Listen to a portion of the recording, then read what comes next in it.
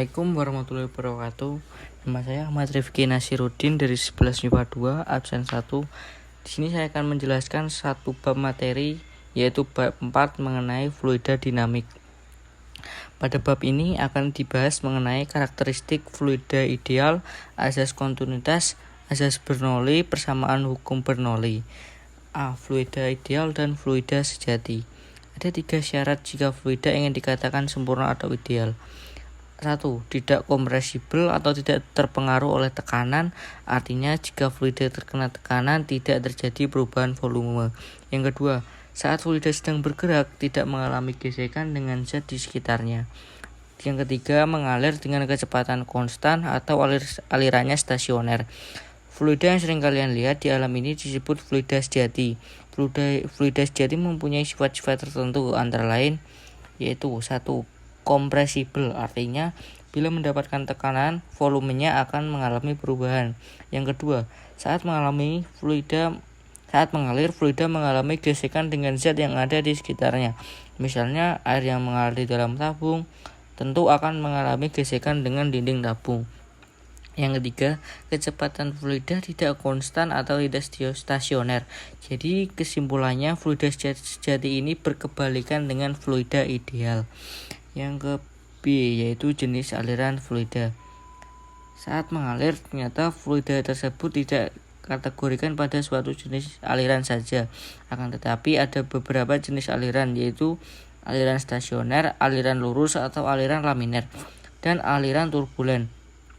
Kapan pelbagai jenis aliran fluida ini dapat terjadi?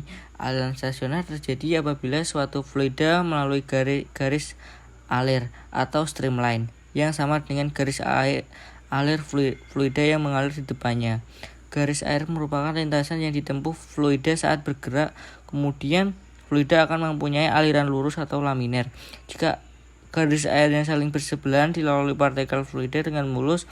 Selain itu, garis alir ini juga tidak saling bersilangan, sehingga partikel fluida menuju arah yang sama. Selanjutnya, fluida juga bisa mempunyai aliran turbulen. Biasanya aliran inilah yang sering terjadi. Fluida akan mengalaminya bila garis alir yang dilalui terdapat lingkaran-lingkaran yang tidak beraturan, bentuknya kecil dan menyerupai pusaran, seperti gambar tersebut. C. Persamaan kontinuitas. Sebelum membahas persamaan kontinuitas, ada baiknya terlebih dahulu kita mengetahui definisi pengertian debit. Debit aliran atau Q adalah besaran yang menunjukkan banyaknya volume fluida yang melewati suatu penampang dalam waktu tertentu. Debit aliran dapat dihitung dengan rumus Q sama dengan V per T.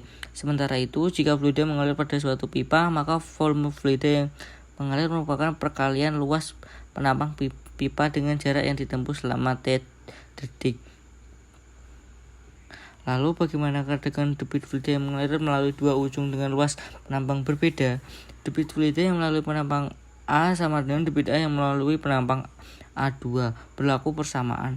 Persamaan di atas yaitu Q1 sama dengan Q2. Persamaan di atas bisa disebut persamaan kontinuitas.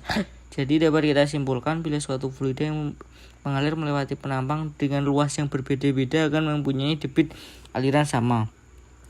Hanya saja pada penampang yang lebih kecil fluida akan mengalir lebih cepat. Sebaliknya, pada penampang yang lebih besar fluida mengalir lebih lambat. Penerapan konsep ini dapat kalian perhatikan ketika mengalirkan air pada selang. Ketika lubang selang ditutup sebagian, air akan memancar lebih jauh dan lebih cepat dibandingkan ketika tidak ditutup. Penerapan persamaan kontinuitas. Ada beberapa penerapan persamaan kontinuitas dalam keseharian di sekitar kita. Misalnya, mekanisme aliran darah dalam sistem sirkulasi manusia.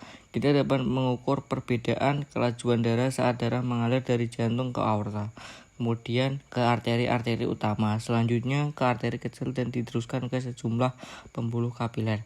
Selain itu, saluran pemanas ke ruangan juga menggunakan penerapan persamaan kontinuitas. Kita dapat menentukan besarnya saluran pemanas yang digunakan untuk menghangatkan ruangan dengan persamaan ini jika laju udara dan volume ruangan diketahui. Asas Bernoulli. Berdasarkan hukum hidrostatika, tekanan pada setiap titik pada kedalaman yang sama adalah sama. Ternyata hal ini tidak berlaku pada zat cair yang mengalir dalam zat cair yang bergerak melalui pipa dengan diameter yang sama. pada sepanjang pipa. Ternyata tekanannya berbeda. Pada kecepatan yang besar, tekanannya lebih kecil daripada tekanan pada aliran kecepatan yang rendah. Pernyataan ini disebut asas Bernoulli. Perhatikan gambar berikut. Pada gambar di atas, kecepatan di A lebih kecil daripada kecepatan di titik B atau V1 kurang dari V2. Karena loss penampang di A lebih besar daripada di B, maka tekanan di titik A lebih besar daripada di B. Demikian juga bila kita lihat titik B dan titik C, kesepakatan di titik B lebih besar daripada kesepakatan di titik C, sehingga tekanan di titik B lebih kecil dari tekanan di titik C. Akibatnya permukaan air di atas titik B lebih rendah daripada ketinggian permukaan air di atas titik C. Apabila kelajuan bertambah, maka tekanan akan berkurang. Sekarang kalian dapat memahami mengapa permukaan air tabung A lebih tinggi dan permukaan air di tabung B paling rendah. Hal itu disebabkan tekanan di titik A paling besar dan tekanan di titik B paling kecil. Hukum Bernoulli juga menjelaskan mengapa dua perahu motor berdekatan yang bergerak cepat dan sejajar cenderung saling mendekat dan bertabrakan. Pada waktu kedua perahu bergerak ke depan, air di antara keduanya tersalurkan pada daerah yang sempit, sehingga kecepatan relatif perahu dan air relatif lebih besar di tempat yang sempit ini dibandingkan dengan di tempat yang lebih luas. Akibatnya, tekanan air di kedua sisi perahu yang berdekatan berkurang dan menjadi lebih kecil daripada tekanan di sisi luar kedua perahu, sehingga kedua perahu tersebut mendekat.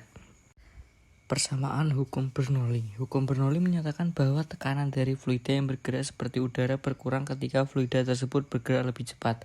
Hukum Bernoulli ditemukan oleh Daniel Bernoulli, seorang matematikawan Swiss yang menemukannya pada 1700-an. Bernoulli menggunakan dasar matematika untuk merumuskan hukumnya.